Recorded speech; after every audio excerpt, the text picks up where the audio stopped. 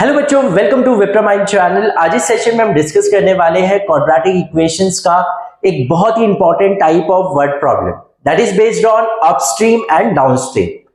So let's start with the session. So the given question here is the speed of a boat in still water is 8 kilometre per hour. It can go 15 kilometer upstream and 22 kilometer downstream in 5 hours. Find the speed of the stream. तो जैसे कि हमें बोला है यहाँ पर boat का जो स्पीड है स्टिल वाटर में वो है 8 kilometre per hour. Okay, so suppose this is a boat and still water में जब वाटर जो है ऑलमोस्ट स्टिल है उस टाइम पे इसकी स्पीड कितनी है 8 kilometre per our. And suppose ये बोट जो है वो ये डायरेक्शन में मूव कर रहा है.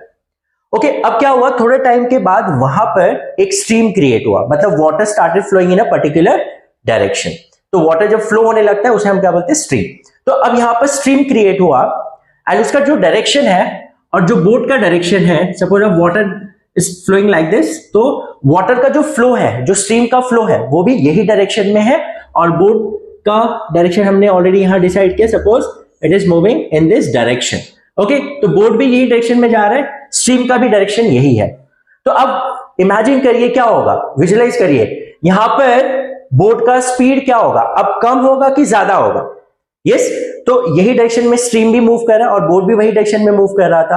तो क्या होगा, इसमें उसका स्पीड क्या हो जाएगा, इंक्रीज हो जाएगा कि नहीं. यस और नो.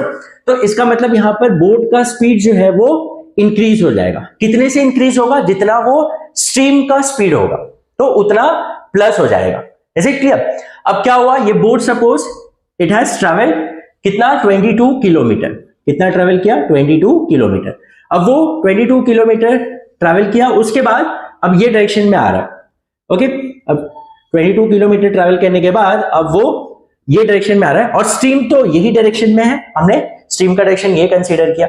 अब मुझे बताइए, अब जब वो ऐसे डायरेक्शन में आ रहा है तो क्या होगा, उसका जो 8 किलोमीटर स्टिल वाटर में जो उसका स्पीड होना था उससे अब क्या हो जाएगा. इमेजिन करो, स्ट्रीम का डायरेक्शन ये है और बोट का डायरेक्शन ये है, ऑपोजिट डायरेक्शन है, तो ऑब्वियस है स्पीड क्या हो जाएगा, कम हो जाएगा कि नहीं. यस और नो. तो अब क्या हो जाएगा, 8 माइनस होगा कि नहीं. यस और नो. क्या हो जाएगा, 8 माइनस हो जाएगा. तो ऐसे में वो कितना ट्रेवल कर रहा है पता है, 15 किलोमीटर. तो अब ये दोनों ही कंडीशन को क्या बोलते हैं, प्लीज ध्यान दीजिए.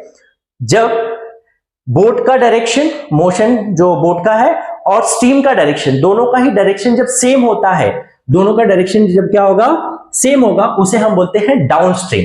क्या बोलते हैं उसे हम, डाउन स्ट्रीम. ओके, और अपस्ट्रीम किसे बोला जाता है, जो डायरेक्शन में बोट मूव कर रहा है और उसके ऑपोजिट डायरेक्शन में स्ट्रीम मूव कर रहा है. ओके, दोनों का ही डायरेक्शन क्या है, ऑपोजिट है, तो ऐसे केस में हम क्या बोलते हैं उसे, अपस्ट्रीम. इज इट क्लियर, समझ में आ रहा है. तो स्टिल वाटर में उसका 8 किलोमीटर पर आ रहा है, तो डाउनस्ट्रीम में उसका स्पीड क्या हो जाएगा, इंक्रीज हो जाएगा. डाउनस्ट्रीम किसे बोलते हैं, जब बोट का डायरेक्शन और स्ट्रीम का डायरेक्शन दोनों ही क्या होता है, सेम होता है. और अपस्ट्रीम किसे बोलते हैं, जब बोट का डायरेक्शन और स्ट्रीम का डायरेक्शन दोनों ही ऑपोजिट होता है. क्या होता है, ऑपोजिट. तो ये चीज आपको समझना बहुत जरूरी है. तो ये टाइप के क्वेश्चंस में आपको अपस्ट्रीम क्या बोला जाता है, डाउनस्ट्रीम क्या बोला जाता है, वो समझ में आ जाना चाहिए. ओके, तो अब यहां पर हम क्या करेंगे, let the speed of the stream be x kilometre per hour. Okay, हमने x kilometre per hour consider कर लिया. अब अगर speed of the stream is x kilometre per hour, तो what will be upstream speed, क्या होगा मुझे बताइए, अपस्ट्रीम स्पीड क्या होगा. तो upstream speed will be what, 8 minus ना, क्योंकि स्टिल वाटर में 8 दिया हमें, तो उसमें से क्या होगा, माइनस ही होगा. अपस्ट्रीम कंडीशन मैंने आपको बताया, तो क्या होगा, 8 माइनस स्ट्रीम का जो स्पीड होगा कितना होगा, कितना हमने लिया x, तो 8 minus x kilometre per hour. तो जब वो अपस्ट्रीम में ट्रैवल कर रहा है उस टाइम पे उसकी स्पीड कितनी होगी, 8 minus x kilometre per our. Is it clear. Okay, and downstream speed कितनी होगी, डाउन स्ट्रीम स्पीड कितनी होगी, तो ऑब्वियसली मैंने आपको बताया यहां पर 8 प्लस होगा, x होगा, तो 8 plus x kilometre per hour. तो यहां पर स्पीड इंक्रीज हो रहा है और यहां पर स्पीड डिक्रीज हो रहा है, तो 8 माइनस हो जाएगा वहां पर और 8 प्लस हो जाएगा यहां पर. Is it clear. तो यहां पर ये हो गया अपस्ट्रीम डाउनस्ट्रीम स्पीड, ये हो गया अपस्ट्रीम स्पीड। ओके, अब जैसे कि हमने यहां पर बोला है 15 किलोमीटर वो अपस्ट्रीम ट्रैवल कर रहा है और 22 किलोमीटर डाउनस्ट्रीम ट्रैवल कर रहा है, तो ये पूरा जो जर्नी है, ये जर्नी में उसको कितना टाइम लगा? 5 आवर्स। कितना लगा? 5 hours.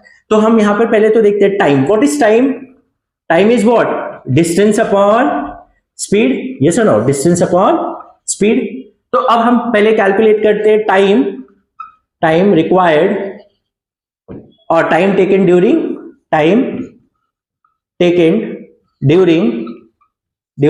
Upstream journey.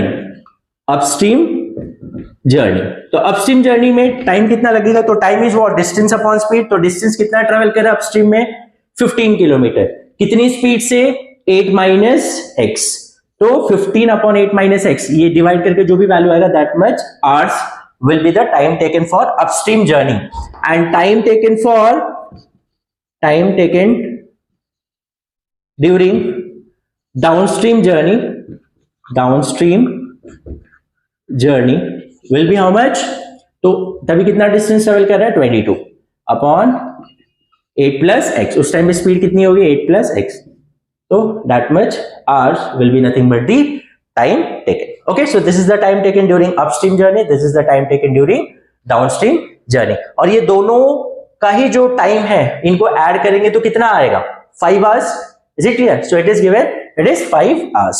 Okay, okay. So please ध्यान दीजिए। तो as per given condition, as per the given condition, when 15 kilometer is travel in upstream and 22 kilometer travel in downstream, so the total time taken is 5 hours. Okay, so अब इसे solve करेंगे हम, तो cross multiply करेंगे तो ये आ जाएगा 15 bracket 8 plus x plus 22 bracket 8 minus x divide by 8 minus x into 8 plus x equals to 5।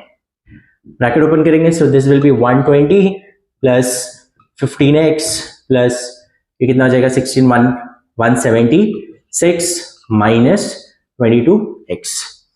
Okay, divide by a minus b, a plus b के फॉर्मेट में है, सो a square minus b square use कर सकते हैं, so 8 square minus x square equals to 5। Okay, so ये कितना आ जाएगा यहां पर? So this will be nothing but, इन्हें हम ऐड करते हैं तो ये क्या? 15 माइनस है तो माइनस 7x आ जाएगा, and 120 plus this is nothing but 296। Okay, 296 equals to, and अब ये हो जाएगा 64 minus x square equals to 5। Okay, so minus 7x plus 296 equals to 5 bracket 64 plus sorry minus x square.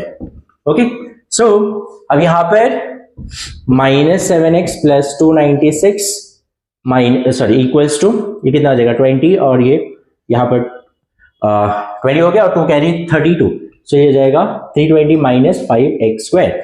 या और मैंने आपको ट्रिक भी बताया, अगर कोई भी चीज को आपको 5 से मल्टीप्लाई करना होता है तो वो नंबर का हाफ कर लो, 64 का हाफ 32 होता है, और एक जीरो ऐड कर दीजिए। ओके, ऐसे बहुत सारे ट्रिक्स हमने दूसरे चैनल पे अपलोड किया हुआ है, आप वो यूज कर सकते हैं। तो अब इसको हम यहाँ ट्रांसपोज करेंगे तो ये कितना हो जाएगा? 5x स्क्वायर 320 यहाँ आ जाएगा तो माइनस 320, और यहाँ माइनस 7x ऑलरेडी है, plus 296 minus 320 equals to 0।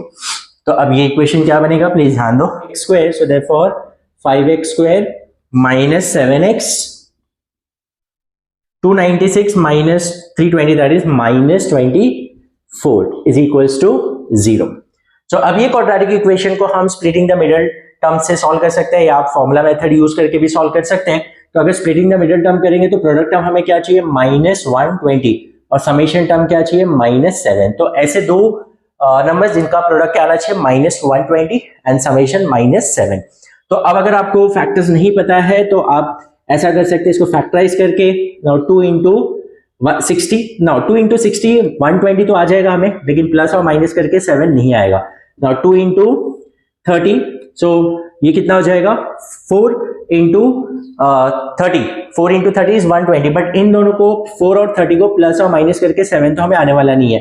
Then 2 into 15, Now 2 into 2 4, 4 into 2 is 8, 8 into 15 is 120 होगा, और 8 और 15 को प्लस और माइनस करके हमें क्या मिल सकता है? यस, -7। ओके, तो इसका मतलब 15 और 8 का कॉम्बिनेशन बनेगा यहाँ पर। तो क्या आ जाएगा? अब जैसे कि ये हमें क्या चाहिए? माइनस चाहिए, और ये भी माइनस चाहिए, मतलब क्या होगा? बड़ा नंबर जो होगा वो माइनस होगा, छोटा नंबर जो है वो प्लस होगा। तो यहाँ पर -15 एंड +8 का कॉम्बिनेशन बनेगा। तो यहाँ पर क्या आ जाएगा? 5x square minus 15x plus 8x and -24 equals to 0। वो स्प्लिटिंग द मिडिल टर्म सभी को आता होगा, इसलिए मैं बहुत ज्यादा डिटेल में यहाँ पर वो डिस्कस नहीं कर रहा हूं। Still you are facing any problem in splitting the middle term, तो उसके ऊपर मैं अलग वीडियो बना दूंगा। ओके, तो अब यहाँ पर क्या कॉमन है? यहाँ पर इन दोनों में 5 और x कॉमन है, तो यहाँ बचेगा x -3 बाहर लग गया, प्लस अब यहाँ पर 8 कॉमन है, तो x -3 इक्वल्स टू 0। तो यहाँ पर x -3 and 5x + 8 equals to 0। Okay, so x -3 equals to 0 और 5x + 8 equals to 0। So x equals to 3 और 5x equals to -8, so x is -8/5। Okay, तो जैसे कि यहां पर x क्या है? स्पीड है, और speed can not be negative. तो since speed cannot be in negative, so that for x not equals to 8/5, यहाँ पर x equals to -8/5 नहीं होगा, so therefore the speed of the stream is 3 km/h। Okay, कितना आ जाएगा? 3 km/h। Hope you have understood. If still you have any doubt in any of the step, आप मुझे comment section में बता सकते हैं। So we'll meet in the next session. Till then, take care. Bye bye.